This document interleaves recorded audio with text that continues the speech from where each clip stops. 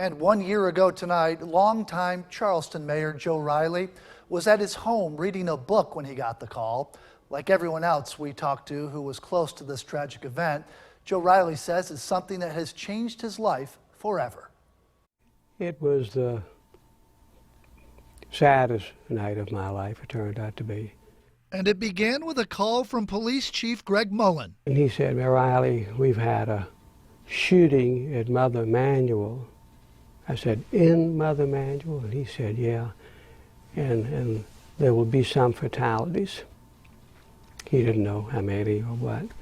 But soon he would know how many, and so would the nation. 9 people gunned down in cold blood. And one of the first things Riley thought about was how to dress. I went to my small closet and said, "You know, you need to put on a suit and tie."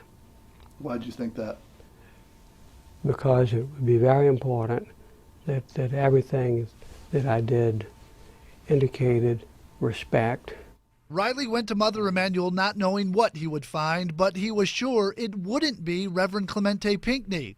He thought the senator and pastor of the church was in Columbia, but soon found out he was wrong. And they said, Reverend Pinckney was in the church.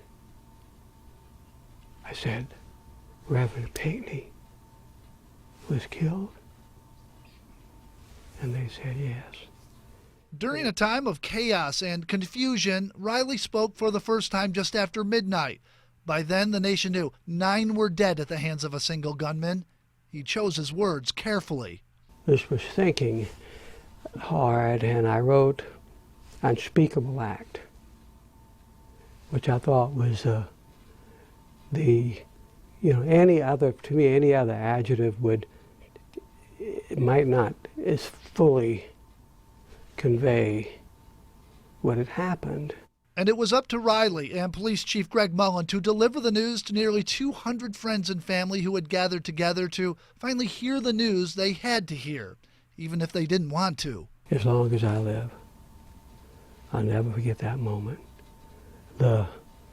Every possible oral way or physical way that a human can express out of despair of sadness was every sound of weeping and crying and wailing and moaning and sobbing, and it was heartbreaking.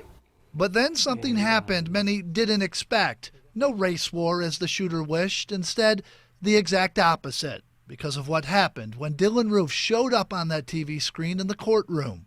Family members come at the bond hearing unscripted and say, "We forgive." And that caught everyone by surprise. That made a big difference. It made a big difference. It made a big difference. It was amazing. I talked to Chief Mullen, I talked to Governor Nikki Haley, and they say this event changed them forever. It changed their lives. It changed their view, their way of thinking. How's it changed you?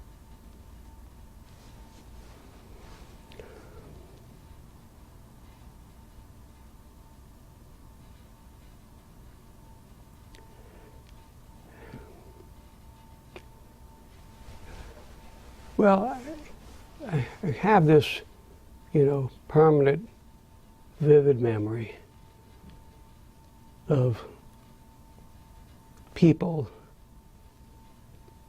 subjected to this hateful, heartbreaking act respond with love. And that's what, I'll never forget that. And we, none of us who are here will ever be the same. But it was, in this most tragic moment in this community's history, violently tragic,